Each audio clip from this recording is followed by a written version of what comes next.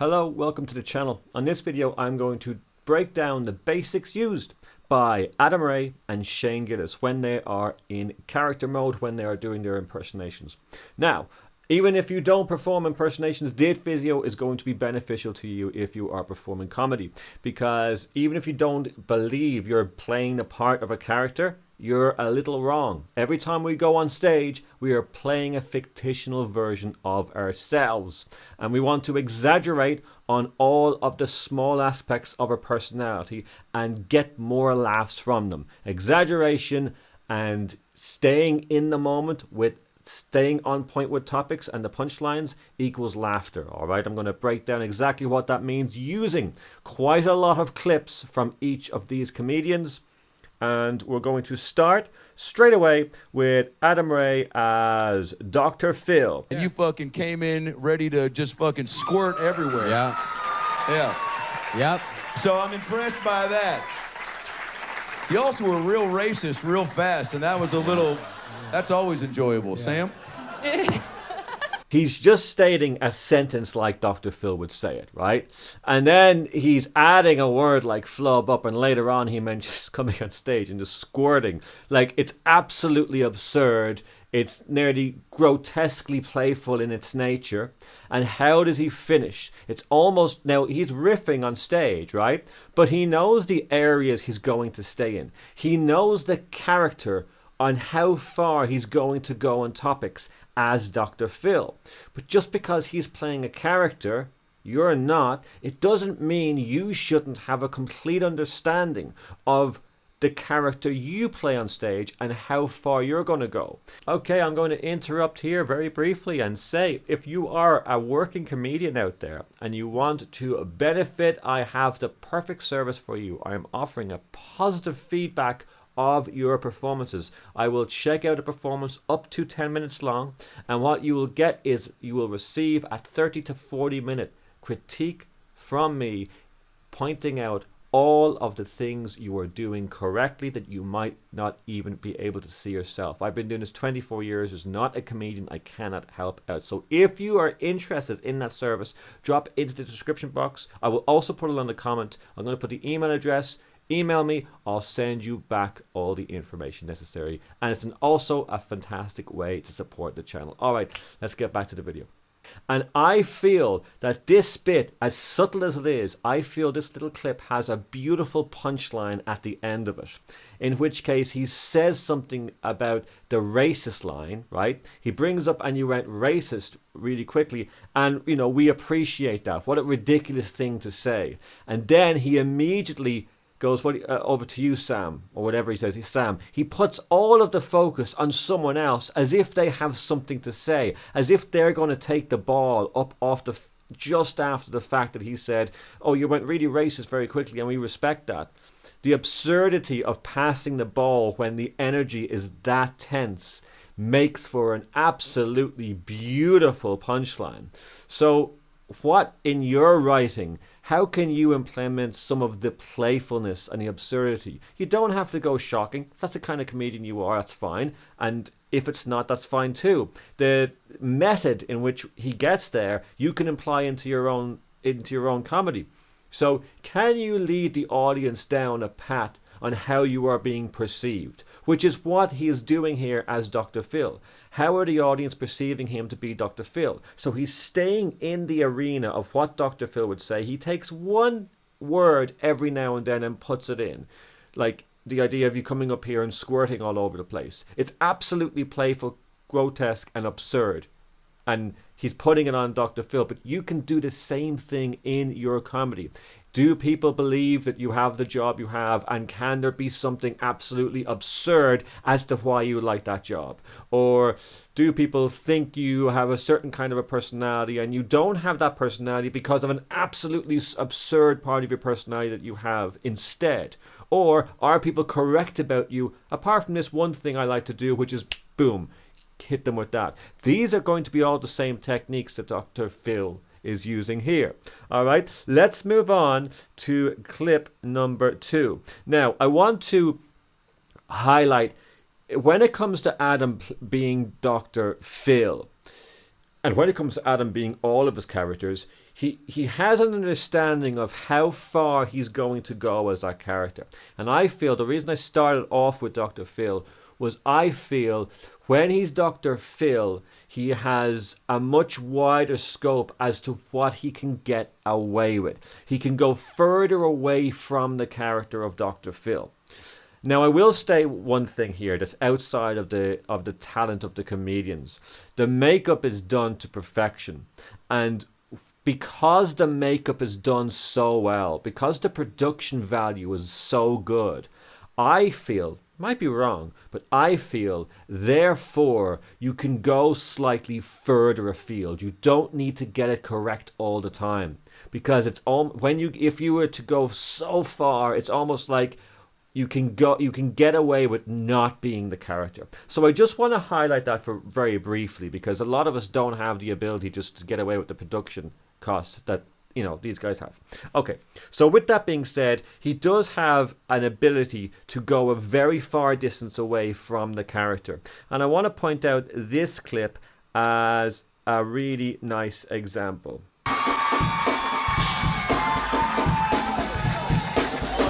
Just a tiny little clip like that, and it shows you him getting up off the seat and dancing with a contestant on Kill Tony. Doesn't matter about the context of this, it's the idea that he's willing to go that far. And it's almost like a treat for the audience. Imagine Dr. Phil doing something like this. Same thing applies to you, even though you might not be doing impressions. And if you are doing impressions, hopefully this video is beneficial to you as well. It's always about the basics. I'm just going to uncover them. So he's willing to go, okay, as this character that I'm setting up for myself, I have boundaries. I'm going to go this far on these particular jokes. I'm going to communicate with people in this way. But then there's going to be a side of me that's so playful and doesn't fit with this character I'm creating. Like, it really is strikingly a change of pace. And that's what I want to really get across. If your character on stage is going to go somewhere, can you playfully go to a place where no one's going to think you're going to go again? Right? And so, like, comedians throughout the years have done this. Straight off the example is like Bill Hicks doing Goat Boy or something. It's so absurdly out there for him, for example, or any other comedian that's going to do something. Like if a really madcap comedian all of a sudden goes extremely deadpan for a dragged out moment on stage, or if a deadpan act starts to frail their body around and is actually turns out to be very impressively good at slapstick comedy, or else turns out to be very bad at it, it's still going to be very good as long as they understand the character and they understand that they're going to an extreme version of the character that they're trying to create. So when it comes to your creating comedy and when it comes to your moments on stage, is there a character you can be? Is there a version of your character you can be that's way more than what you're already trying to achieve? And that's what Dr. Phil is playing with here. That's a character of Dr. Phil doing this. It can be the same, because all we have here is, yes, it's a celebrity, and yes, it's a funny idea that he's mimicking a celebrity that is already a character in themselves, but the principle is the same. You're playing a character. You need to tell the audience what that character is, and exactly in your presence and in the way you communicate on stage. And then you can playfully break it later on by doing something absurd. And you can do so in the areas I mentioned earlier on. Go more quiet if you're crazy, or go more crazy if you're quiet. And see how the audience play with that. And it'll work. The more you're able to establish yourself as a character, the more this is going to work for you in your favor. Let's move on. So, next I want to cover Adam Ray as Tony Hinchcliffe of Kill Tony. So, yeah, we're going to open up with the intro, and I want to pay attention to the pacing. So what we're going to do here is very important. In the critique videos I give people, it's what I see time and time again, a mistake happening, is comedians not giving enough time to have fun in a moment. A lot of comedians are writing, the ones that do critiques for, they're writing great material and they have great moments of tension built. The vast majority of them, really good comedy. But they don't let the audience sit in it for as long as they should. So check out Adam coming out as Kill Tony and just having such fun knowing that the audience is there with them. All right, so here we go. Who's ready for the best fucking night of their lives?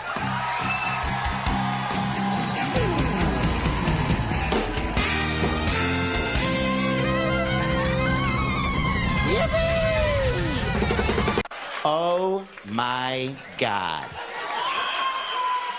Unbelievable.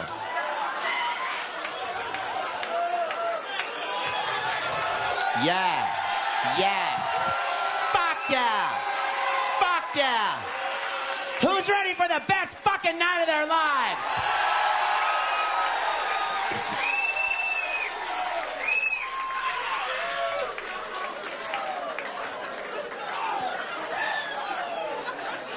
Oh, yeah. Oh, my God. We're really doing it, Red Band. Absolutely excellent. I mean, like, I didn't know what was going on when I first saw that. That was just so brilliant. And it's so great that it's happening currently and we get to enjoy it now and then. So, okay, I want to point out a few things about that clip. First of all, the joy he has because he knows something is, well, it's new, right? That was the first time anyone had seen him. I believe that was the first time anyone had seen him as Tony. And he knew that it was going to be a hit because he did the whole character for the entire time. But what can you take away from this, and what can I tell you how it makes it work? He knew he had something that was good, and so he stayed in the moment, right? As great comedians always do. They stay in the moment for a very long period of time. And what that does is, if the audience loves something and you know you have a, like all of you guys, you have a piece of material you're really proud about, right? Because I've seen a lot of comedians, there's always, I don't care where you are in your beginning part, there's always, depending, it doesn't matter how good you are in a night, there's always one part that actually works out very well for you and you're really proud about that one little bit. You might be working on multiple bits to do that, but for the most of you definitely have one bit that works. But again, the problem is you do that bit, it works, it goes down very well, and then you change the topic. You go on to something else. And if the audience laugh at something you do, that's all of them telling you, we love it here. We love what you're doing. This is amazing. Please do more of this. That's what they are telling you when they're laughing. And then so we go on to a different topic. But we have to remember, when we go on to a different topic, we have to make them laugh all over again, because then they have to learn something. And I was always saying on this channel, if you have to learn something, you're learning. You're not enjoying the joke about what you're learning. You're taking that moment to learn. And even as brief as the information we might think is that we're giving them, it's still information that they have to take on board before we can get to the joke. What Adam has done here, he's coming out in character, right, which is information, and he was introduced as Tony, so the audience have a lot to learn at the moment. They can have a good time getting there and figuring out what's going on. And anybody who watches Kill Tony will very quickly come to the conclusion, oh my God, Adam Ray is being Tony. So that's all being learned by the audience. But Adam isn't coming out straight away and going into material and getting all the ways in which Tony speaks out the gate straight away. He doesn't want to get there real fast. He knows they're going to go down well. He knows anything he says as Tony is going to be funny. So let them wait. He comes out, he does a few little mimics like positionally and with his personality and with his body like Tony would, and then he opens up with the classic line, who's already the best fucking night of their lives. And then he slowly goes over, sits down. I cut it here. I made it a little bit quicker for time's sake. And he sits down, and then he starts to go into all of the slight exaggerations as to how Tony talks. Now, I want to mention something here in the video. Very important. You need to have funny quirks on stage, because what you want to do is you want people to be able to mimic you on stage. This is very important. You want to be a character that people can imitate, that people can make fun of either. All of the really successful ones have done this. They all have a certain style in which they talk. And that's why every time you go on stage, you say something, and if it works, if it feels right, that's what I would say. I like that thing about myself on stage. Well, then you're just going to do it every time. And it's happened with me so many times. Sometimes I say things on stage in ways that I would never say in person, but it felt good to say it in that moment on stage. And the audience either listened correctly, like I had them before a joke, I felt that the hook was correct, or else it was a funny thing I said and I got a laugh and I remembered it and I was like, okay, I'll always say that way. And so your whole being becomes very different. You just naturally talk different. And of course you're always trying to talk conversational, but the things you say are just very kind of performery and they're more exaggerated even for yourself. So when someone else does it, they're exaggerating on a part of your character that you're exaggerating on naturally, because it's a performance. You're trying to exaggerate those little quirks that you have.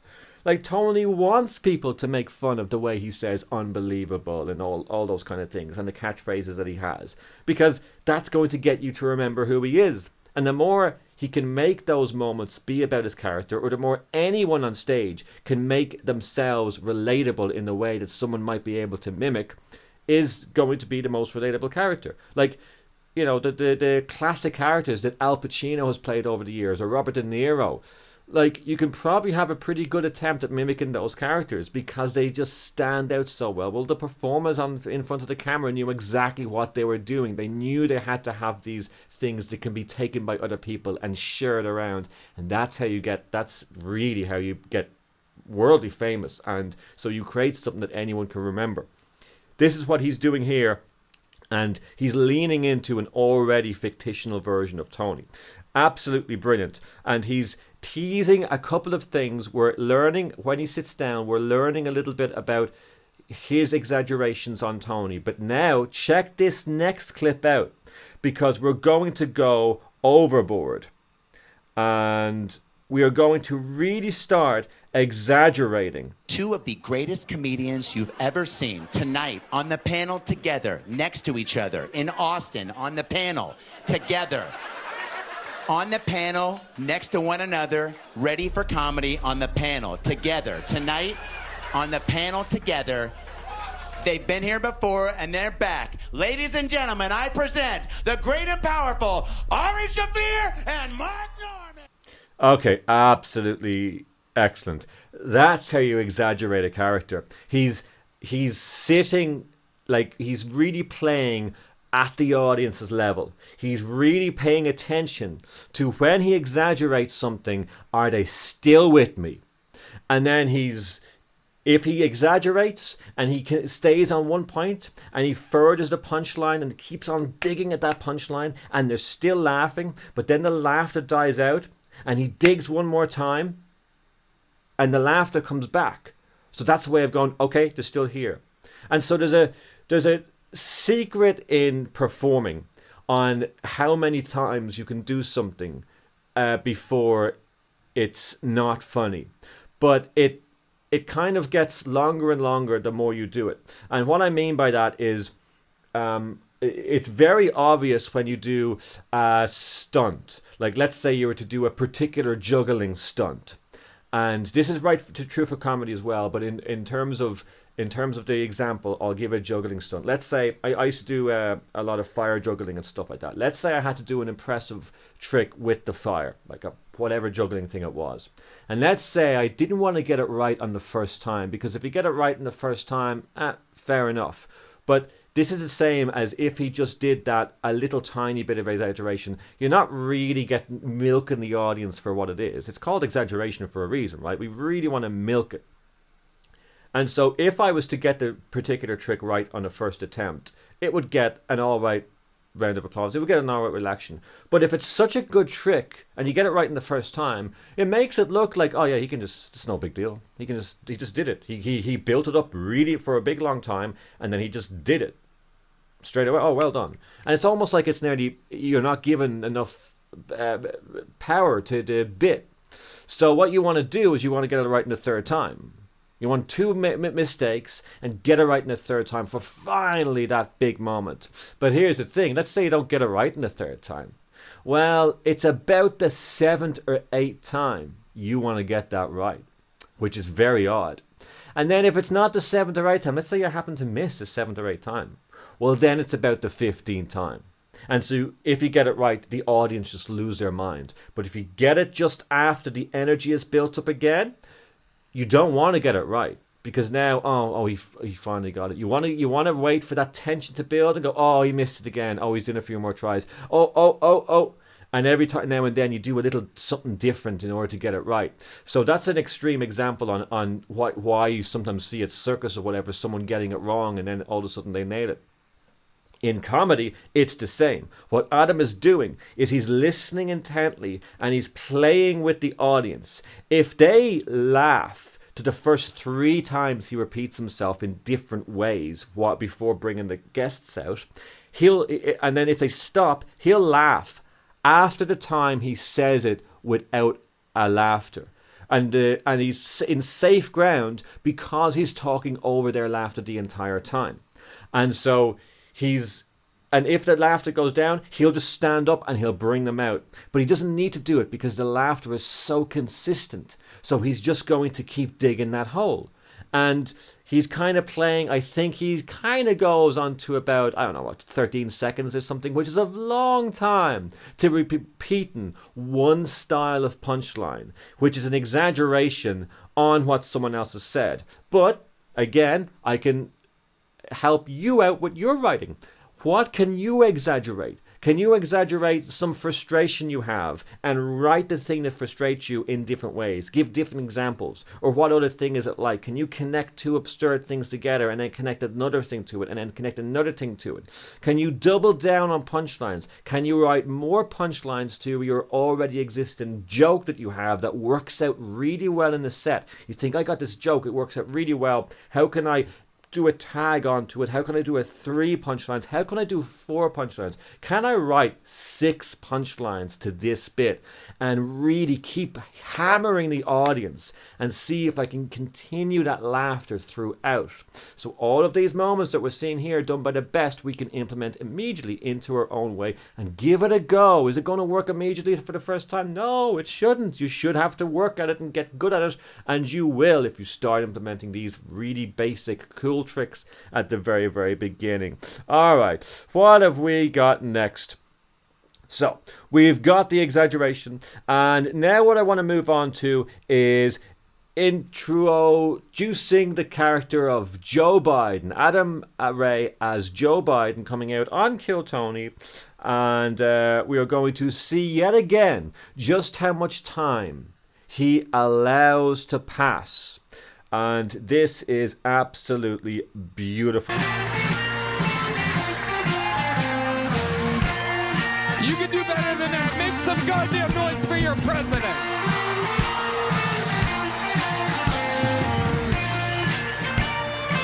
No, Joe, this way. This is it over here. Joe, no. Joe, over here.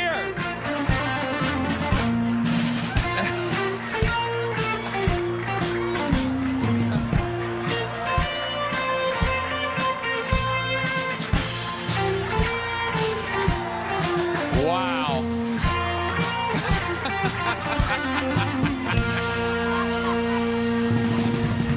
Oh my God.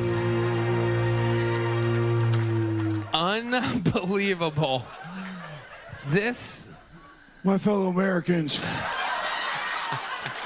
I want to thank you for allowing me to be the first black woman president to run this country. Quick shout out. Okay, cool. I just want to jump in there. Okay, there's a lot going on there. There's a lot of brilliant stuff. So this whole episode is really becoming about exaggeration. So I want to hammer home, we need to be exaggerating and getting more humor out of the moments of fun that you're already creating on stage. We need to really like stay in that moment for longer. Look at all these comedians. He comes out on stage as character, and he takes so much time, and he knows there's moments to this. There's levels. He doesn't come out and do a few of the things that he had planned straight away. He doesn't take the glasses off for ages. And of course, classically, he goes away and gets lost for a brief moment. But all of that happens in his own time. Now, of course, the character as well leads into, Joe never did anything too fast.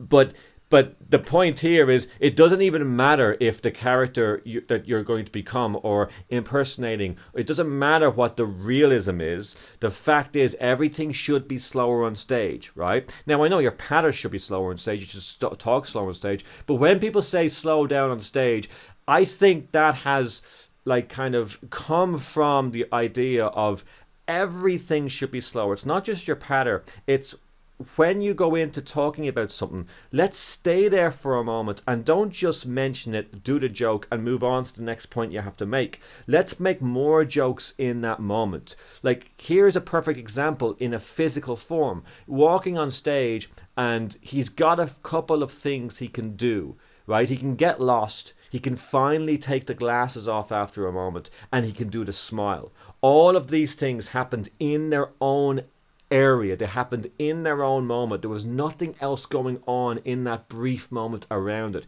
He didn't take the sunglasses off and smile at the same time. You don't want to give them away two things at once. Always let them wait. You know it's going to work, so let them wait a little bit before you do it. And give each moment its entire arena. If you have a great joke, brilliant. Move it a bit further away in your set and create another great joke that's a better one leading up to it. And let's just sit there for longer. So it doesn't matter what style of act you're seeing. You can always take something away that you can just use in your own way, in your own writing, in your own performing. Just ask yourself a couple of questions as to what basic thing is going on. How slow are they going? What exactly is it that they're doing at a moment that's so funny? And why is a focus on, where is the focus at the moment? How can they get it there? And how slow are they going and enjoying the moment? These guys are just having such a good time because they know what they're doing is just ticking the basic boxes, being in fantastic costumes, and expressing the character and the limits of the character in just such a fun way. And that's all we're talking about on this video. Shane Gillis as Donald Trump, and we're going to look at the intro. So here we go. Let's watch him come out, and let's watch the playful nature in how he is. Now, a little bit of context, perhaps. Before this, it was quite common to hear Shane do Donald Trump impressions. But to the best of my knowledge, we had never seen him in costume before. I think this might be the first time he was ever in costume. I might be wrong. Again, I'm always open to being wrong. I've been wrong many times before. But I think it's the first time he was in costume. And of course, he's going to be alongside Adam as Joe, which is just a monumental moment. Again, it's the best episode of Kill Tony I've ever seen. The first time they were on stage, it was just magic. Even the acts along stage were quite good. Okay, so let's jump in and check out this clip.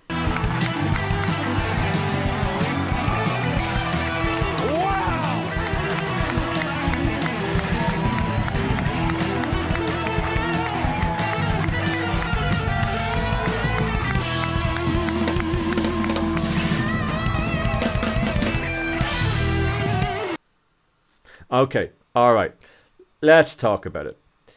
I think there's something really smart going on here.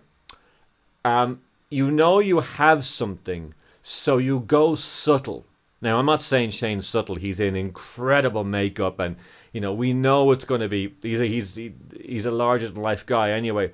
But there's something about the way he does Donald in this moment, and there's something about the way he always does him. He's actually I find even though he's going to use a lot of the same techniques as Adam, right? He's going to take phrases, and he's going to put absurd words into phrases. He's going to connect an absurd angle and connect it to something that Donald Trump would say.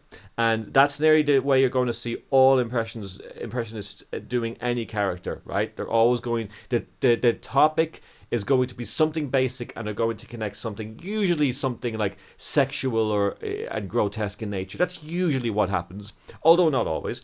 And so they connect one thing with the other, and it's a very basic premise of stand-up comedy to be talking about something and all of a sudden connect something into the sentence you're saying that has absolutely no reason to be there, and that's the shocking point, and that's the joke. So fantastic, and it works. It's a great technique in stand-up. But here, the way he does the dance, and the way he does the pointing, and the way he does the clapping, right? It's almost like everything. It's like Donald tends to put a lot of movement in his shoulders and his arms, and he's quite, to a degree, he's quite a mobile sort of character. Like if you were doing it, you might move a lot. And what Shane has done here, he's actually gone, I feel, he's gone quite subtle with everything. He's just gone like this, and then he's the clap is down here, and then the pointing, everything is very low, because he knows that he also wants to be in contrast to the act on stage. Now this is where it gets very deep. Shane is the kind of guy that has a great understanding of the character he's going to play, right? I'm not saying Adam doesn't. He really does. He clearly does. But I think Adam is a quicker to the mark comic, right? I think he's got a quicker tongue than Shane does. And I think their style is, Shane is a little bit more rehearsed. Now none of this was rehearsed. This was just, boy, just go out there and get it done. But the stylings in which he came down was, Shane is going to stay in topic. Shane's not going to get up and make Donald Trump dance about the place. It's just not his style. And so he knows, it's very interesting, because you might be thinking, oh, I don't really like the idea of playing a character. Well, these are two very different people. We got Shane and we got Adam. They are very different on stage. Adam, even though when you see him do stand-up just as himself, you don't think he's going to be the kind of person to do a dance as a different character. It's very bizarre to see him break all these things, and yet he's so up for playing ball with anything that comes his path.